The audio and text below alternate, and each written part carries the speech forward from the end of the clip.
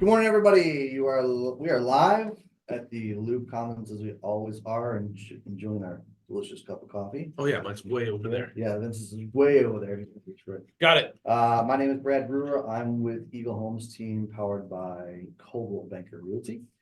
This is our, I don't know what number edition of the Eagle Nest podcast.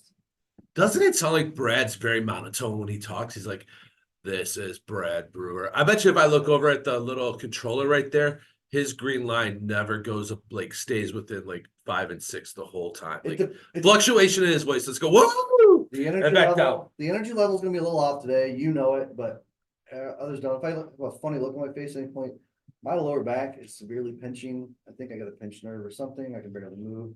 I'm in constant pain. He needs a better chiropractor. I recommend Anderson and Bowman, Ryan Bowman. There's a plug. Anyways, hey, happy Monday, everyone. I'm Vince Devall with the Eagle Homes team, powered by Coldwell Banker. Like Brad said, we're at the Loop Commons. Yes. Enjoying our coffee now that Vince reached it. I'm here in back pain. Today we are going to talk about a fun topic. They're all fun. Let's face it. Marketing your listing, doing it yourself as a for sale by owner or with an agent. What are the differences, benefits? Why do people struggles? I'm sure we'll go down a couple of rabbit holes. Why do people usually list for sale by owner to start with? That's always something to talk about. Yep. Normally I would say probably 95% of the time it's try and save on commissions. Yeah. Yep. 100%. And I got a great story. So remind me to tell you about my story. I had a listing appointment yesterday, and the gentleman actually tried FSBOing his previous property before he went with an agent. So I got a great story on some of that. Yeah. So couple fun little statistics. 90% of for sale by owners end up being sold through an agent, either like agents bringing a buyer, getting it sold that way. Or honestly, I don't know what the number is. It's a good portion though that sellers end up saying, you know what, this isn't going the way I thought. This isn't as easy as I thought. And the reason you'll hear that is, I don't care how great the market is.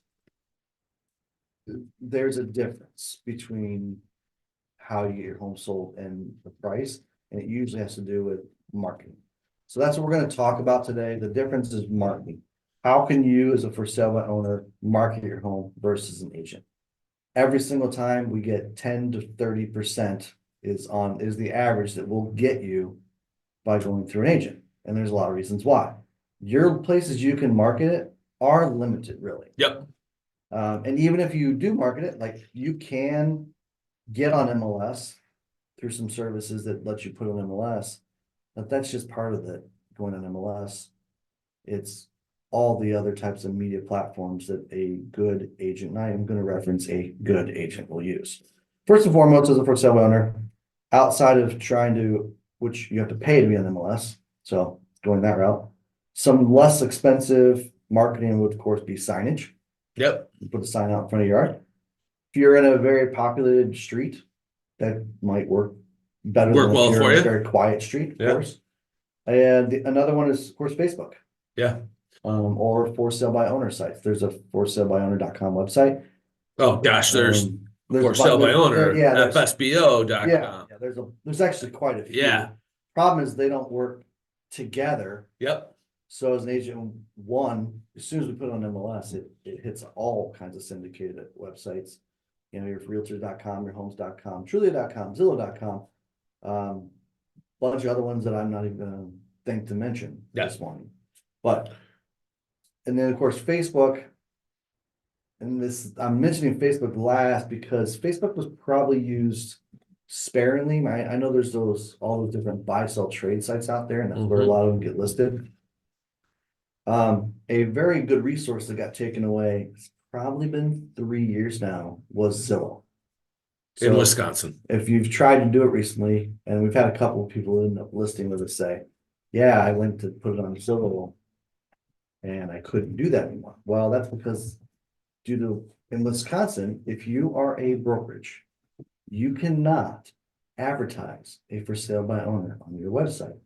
Zillow, I don't know, 3 or 4 years ago, became a licensed brokerage. Now, in other states, if you're listening, you're in Illinois, if you're in many other states, Yep. you can still put on Zillow because those states don't have those laws. Wisconsin has a law that if you are a brokerage, you cannot list a for sale by owner on your site. So that was probably the biggest, Change for Wisconsin FSBOs. it was probably the biggest resource, I would say, because of all the stuff, Facebook, I don't know what the numbers are here. I can probably take a darn good guess. You're probably capturing on Facebook marketing less than 10% of your potential audience. Well, I'd say it might be less than 5%. I don't know. And let's exactly, go down that rabbit hole of Facebook just a little bit. Sure. If you are selling your home and you're throwing it on Facebook, you can truly only throw it unless you have a business page. You can truly only throw it on buy sell trade sites, marketplace there. Mhm. Now, if you have a business page and you want to do an advertisement, now there are some restrictions. You got to make sure you check the right boxes and whatnot, saying that it's housing, so you abide by the housing laws and regulations. But you then allows you to actually do paid advertisement. So as people are scrolling through Facebook, they will actually see house for sale, right? Mhm. So, if you're just a Joe Schmo, normal user that doesn't have a business page, you're even more limited. You're limited to just your reach or someone that's looking in that specific area. Right. If you have a business page, you can, market it out there, spend $10 a day, $300 to get your house marketed, and you can reach, 50,000 views, touch points. So that's a rough estimate. Yeah. Facebook does their spend based on advertisement spend that's in their pool for that day in that area. So based on, how many people are buying into Facebook ads for that day in that area will depend on how often your ad gets seen, and then how often and at what times too. Okay. So if you spend less money, people are going to be looking at your ad at 2, 3 in the morning after bar close. Exactly. So let's take stand on that full Facebook thing. Let's throw a little numbers at it. So even the largest buy sell trade sites I've seen have about 30,000 members. First of all, how many of those 30,000 members are looking for a home to buy, period? How many of them are even in the market for your specific type of property or your style or whatever your home is for sale?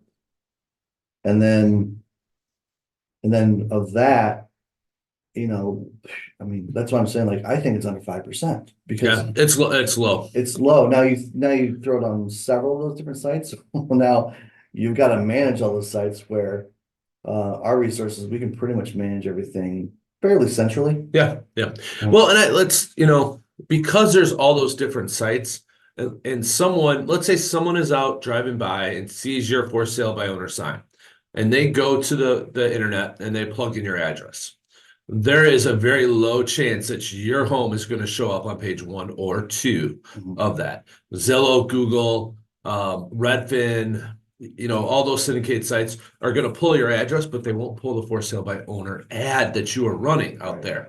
So now it's really hard for someone to go, where is this? I mean, I've called in the probably last couple months, a couple dozen FSBOs, and they're like, oh yeah, we have it listed on this site, or we have it listed on this site. And I'm like, shit, I tried looking for it, but I couldn't find it until they told me exactly what site it was on. And we're talking Facebook so much because every other way you advertise costs you something. Yep. So you can put on the non-advertised, like Vince said, if you got a business page, you can run ads, but otherwise everything else you're running, you're not running an ad that costs you money. It is free advertising, but again, how much of the market or your potential market are you reaching? Right. Those other couple I mentioned earlier, and this is why we're not going to mention a ton of them. Signage, that costs you money. You have to go buy a sign. Unless you happen to have a for sale by owner sign just sitting in your garage, which is possible. But you had to buy it at some point, so it still costs you money. Right. For sale by owner sites, I believe there's a little bit of cost to that. I'm not 100% certain, but for sale by owner.com has to make money somehow. I didn't look this up. I should have. I was double over in pain this morning, like I am right now. Just kidding, but not really. So there's a free way. Yeah, Vince is looking it up. So on for sale by owner, you can advertise it for free. Okay. Otherwise you can get a closing assistance, which is $500, and they help you with all the paperwork and coordinate closing service. So, you know, six, one half dozen the other, you know, and that's. So again, you got two online for Wisconsin, predominant places that you can put it, but then it works, and there's FSBO.com and there's all those things. But again, now you got to log in multiple sites, and FSBO.com does cost money. Yep. So $100. So you're gonna spend. Or $400 get it on their MLS. Yeah, so this is my segue into like, all right, now how can where and how can a realtor do it? Because by the way, you're trying to save on commissions. Well, part of our commissions that we charge you for is our advertising. Right. You know, we offer a menu of commission structures. And our only differences are, because we pretty much do everything else the same for every client. But if I feel like your house maybe is on the main road, is in a high traffic area, a highly sought after price point or style or design or bedroom, whatever it is, okay, no, I don't have to charge 6%. Because I know I'm going to have to spend less money marketing your home. Right. Right. So if you go down the road and you start spending money on advertising your home, you can, so let's do a couple that you can do all as well. One of which is mailings. We do postcard mailings. Yep. Letter mailings. We do door hangers. We do different things, right? Door knocks to your neighborhood. That's more of time than it is money, but we usually drop something off. Those are all spends.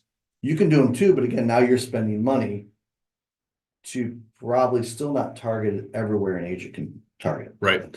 Well, and you know, you said that is time, but it's not money. And let's be real, in today's world, time is money. I'm very much a time is money guy. Yeah. So, you know, if you think about it and you're out there marketing your home, what is your hourly value? Is the value of your time $50 an hour, $100 an hour, $500 an hour?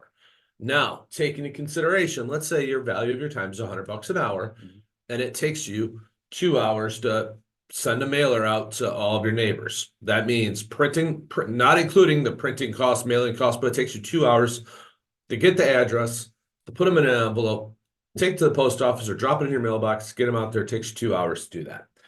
Plus one thing you just mentioned is, okay, you just have all your neighbors' Addresses. So where'd you get that stuff? That's stuff we have to pay for.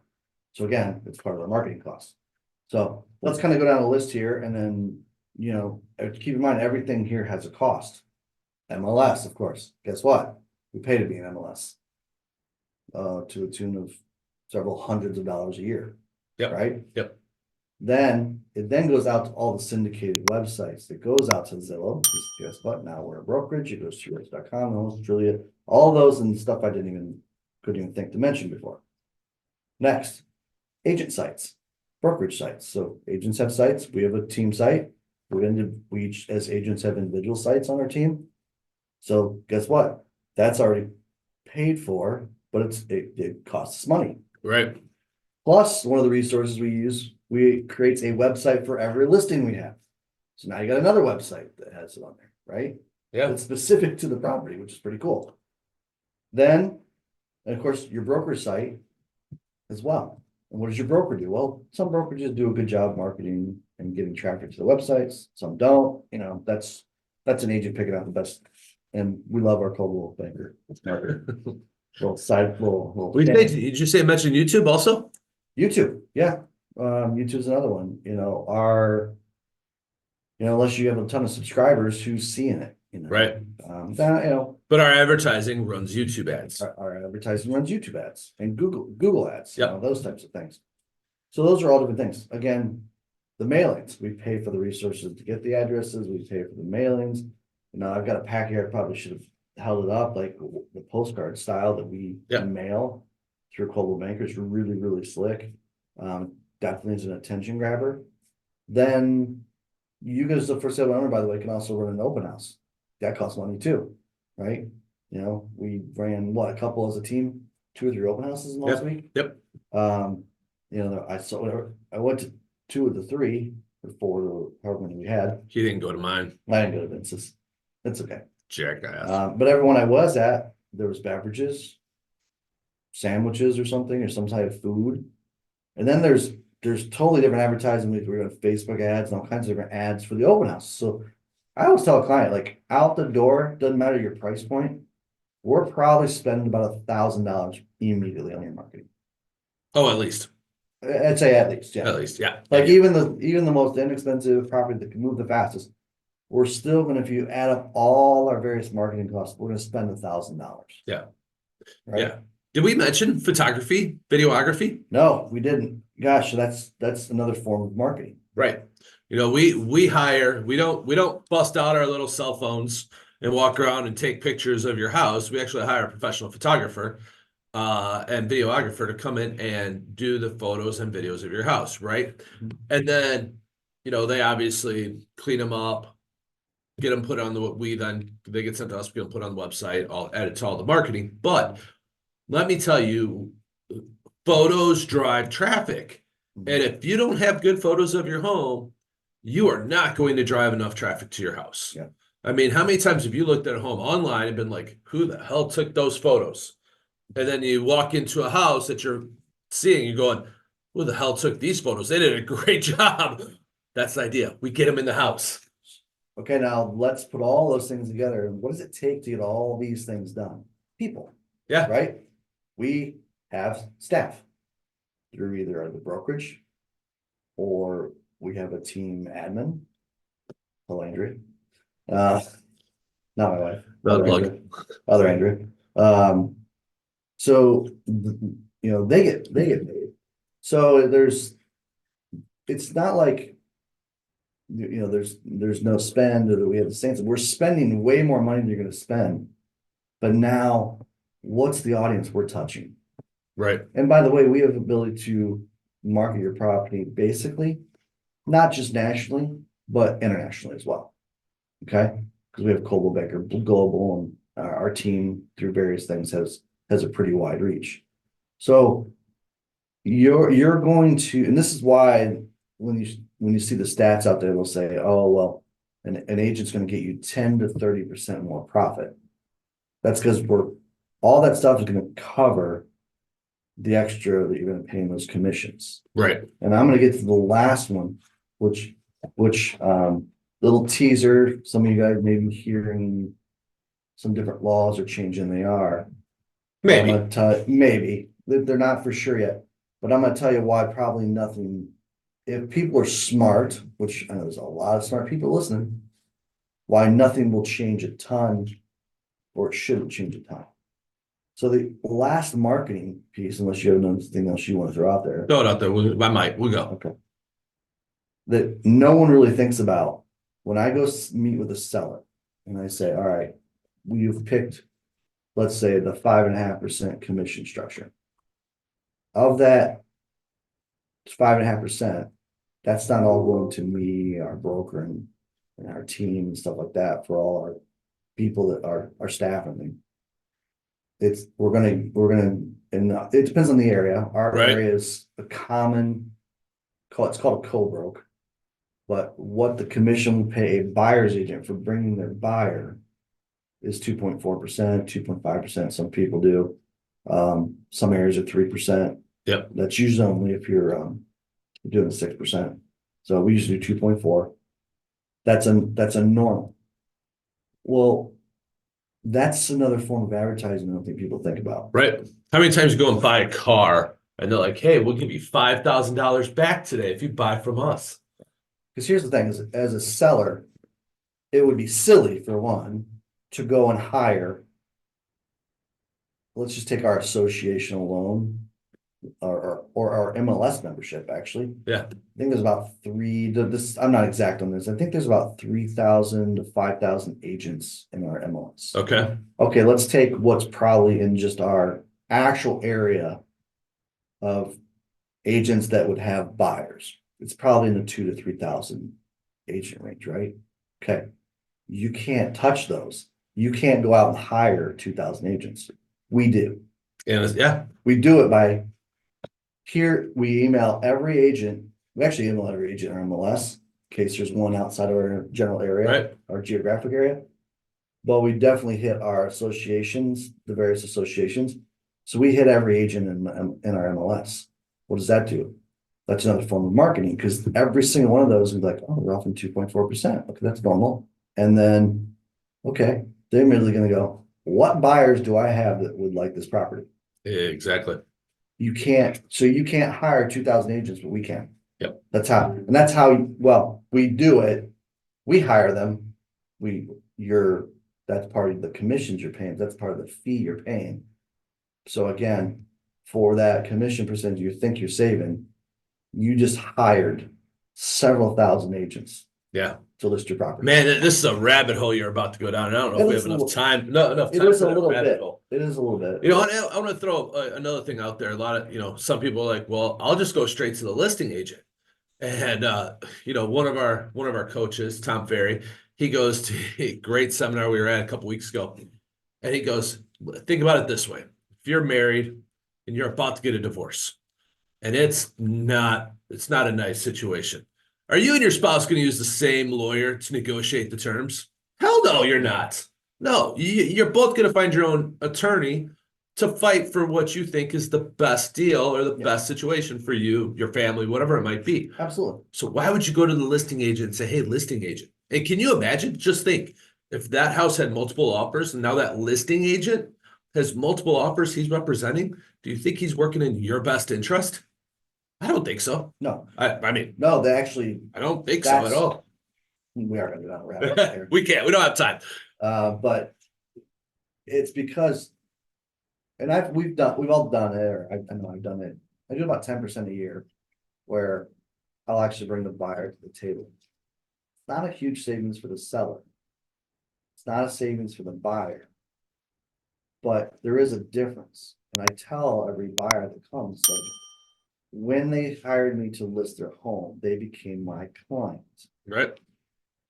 A buyer who is not my client is what's referred to as a customer. Now I can fill out paperwork, I can guide them through the process as a customer, but my fiduciary responsibility is back to the seller, whoever my client is. Okay, there is a situation where we can represent both as our client. I've never actually done that. Maybe once in my entire career, because it was a unique situation, but I don't think I've actually done it. The buyer then we have them sign a document that's called a notice to customer. Basically them saying like, okay, our fiduciary responsibility is to, so it means all the negotiating terms of course, the purchase price, all the contingencies, the inspection repairs, any of that stuff. We are obligated by law to work on the best interest of our client, because that's where our fiduciary responsibility is. Right. If that means if you, the buyer, that's fine. I'll fill out paperwork, I'll run the process, and it works many times, but I do make them very much aware, hey, don't ask me like what you should offer. My response is going to simply be whatever you feel like you should offer. Yeah, whatever. Because if I give you a response, it's going to be the response that's best for the seller, because that's where my fiduciary responsibility is. That's why buyers really should, and many want their own representation. So we're going to get into some of these law changes here in the coming months as they come out. But I was watching something over the weekend that was very, very smart that an agent was talking about. Back in like the 60s, I think was this reference. I don't know how, when it occurred, there was no buyer agencies.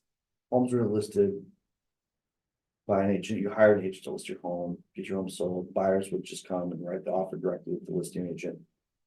There were so many lawsuits because whose fiduciary responsibility was of the sellers? Of the agents. The agents, Yeah. or the agent, the sellers, right?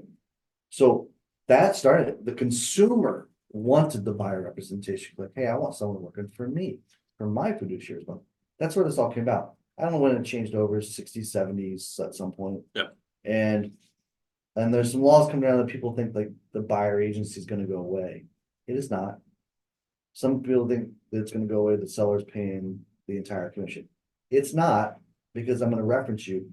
There is an extreme benefit to offering a commission, because like I said before, I can't stress this enough. you just hired a couple thousand agents. Yeah. Depending on the market, like a California market, you just hired 10,000 agents. Yeah, that's true. I want to just tidy up real quick with a listing appointment I was at yesterday, talking to the gentleman, and he said, yeah, 20 years ago, I tried selling my house in Salem, now Salem Lakes, but for sale by owner. And first couple days on the market, did an open house, had a ton of traffic, but he's like, I went out, I put out about 15 signs around the corners on the street, did this whole hoopla to draw traffic to my for sale by owner house. Okay. Day two, guy walks in and goes, I'll give you 178,000. Small, not a real big house, small little house on Lake Mary. Mhm. Now probably is worth $500,000. Who knows, if not more. He's like kicking himself for that. But Right. offered him 178,000. He said no. He had it listed at about 220. Mhm. Said no, walked away. For the next 3 months, he fielded calls from agents, mostly agents. Yeah, it's going to be mostly agents. Asking, he said it was probably about 75% of the people calling him were agents, asking if, he needed help listing his house. So think about that. He had to field those calls, and he said it was all day long, just all day long. Long story short, after 3 months trying to do it on his own, spending time, energy, and money, he then chose to list it with the realtor. And they sold it for exactly the same amount he was offered 3 months ago at $178,000. So also take in consideration, we have the knowledge. You guys can look on realtor.com or Zillow and see what's sold. But are you going to do the due diligence going down the rabbit hole of, how many bedrooms was that? What was the square footage? Was it finished? Not finished? What's the acreage? Like, we dig deeper into than just looking at, oh, this 800 square foot house sold for 400,000 because it's on the lake and yours is 6 blocks off the lake. Exactly. So, there's a lot of work that goes into representing you as a listing agent or even a buyer. But FSBOs, keep in mind, it's a lot of work on your end too. So kind of to wrap this up on this, I want a couple points I want to make and let Vince then to decide. Well, I'm not gonna sugarcoat it. 80% of agents probably don't do what we do. There are some really awesome agents out there. Right. Just being very candid. There are a lot of agents that just put an MLS. Yeah. Don't spend the money in the marketing, don't have the resources, don't have the people, as we mentioned, to help us get this done. Because when you're listing multiple properties, it's the same work for every single one to various degrees, right? Yep. It's just not going to happen. So don't be afraid. We actually show you, don't have to ask, because we basically lay out our entire process for you to tell you, here's what we're going to do. Right. We have a whole presentation, it's about 21 pages, that explains pretty much in very great detail our entire process. Maybe miss a few things, but pretty much it's good. A great summary. So when you're meeting with various agents, and I always recommend interview at least 2. Yeah. If you want to interview 4, great, whatever your number is. I would interview a couple, ask them, what are you gonna do? How are you gonna sell my house? What are the steps you're gonna take? And pay particular focus on the marketing. Yeah. Because and make sure that they will, I know this is what we do. We kind of update you through the process. We just did this. Obviously we run an open house because we need you to get the heck out of the house. But we like to do updates, like here's what we've done so far, here's what's coming up next. Because we don't throw up all the marketing in 2 days. No, we phase it in. Yeah, takes time. As it goes out. It takes us a while to get the postcards ready, get them shipped out, get them mailed out, mailing time, all that good stuff. Yeah. The other last thing I'm gonna do, and I'll let you comment on that. Sorry. So we've kind of referenced this whole like changes or whatever. If you got questions, call us, or if you got an agent you trust, but be careful, because I think a lot of agents are not going to handle this correctly. Sorry, just fact. Right. But call us. We'll explain it in great detail. But do not. I got so upset. Vince got me kind of wound up yesterday. Doing a great job. WISN 12. Nice local news network out of Milwaukee. They completely butchered the story, and I actually told them that, and I commented and tagged them and told them that. So I don't mind saying it on this podcast. They butchered it, got it completely wrong. The actual article stuff wasn't as bad their headline was horrible. And I get it, headlines are supposed to grab attention. There's a lot of different ways you can grab attention without having utter BS out there. So shame on you, WSN, that sucked. Don't pay attention to the news because they're out there for ratings, like every other TV show. Yeah. So, all right, you got one more comment? No. I think you covered it well. I think this rabbit hole of the, what's going to happen with this lawsuit, it's kind of just going to, we just need to make sure we're educating our buyers and sellers moving forward. And that's, so as a buyer or a seller, make sure you talk to your agent and find out how this might affect you and what we're doing to combat it and make sure that we're in front of it and we're not, you as our clients aren't getting blindsided. So yeah, because just remember the bottom line is when you're interviewing agents, they are there for your fiduciary responsibility, and there's a number of different ways to explain that, including sometimes like telling you things you may not want to hear, but yeah, it's factual truth. So anyway, that's it for today. Yeah. Next week Vince is going to be gone. Do I have a co-host yet? I don't know. Maybe we can get Steven. Steven and If I don't Candace have are a out of co-host, town. it's kind of boring listening to me, so we'll skip next week potentially. But He'll get a co-host. Oh, He'll like get the- Gina or Richie. I'll have some co-host. By the way, Hopefully one of our team members. Yeah, let's throw this out there. Our team, since we started this, switched over to Coldwell Banker Realty, our team has gone from 3 to 9. Our team covers everywhere from, north of Milwaukee, out past Delavan, Elkhorn, Oconomowoc, Rock County area. We'll probably Beloit, Rockford, Shaw, south to Crystal Lake. Let's just flat out say it. We basically cover pretty much all of southeastern Wisconsin now. And northern Illinois. We got a team we got a team that can, wherever you're at out there, we probably have a team member that can, get to you pretty quickly and easily. So with that being said, have a great week, everyone. Thank you for taking time out today, and we'll see you next week. See you, everybody. Bye.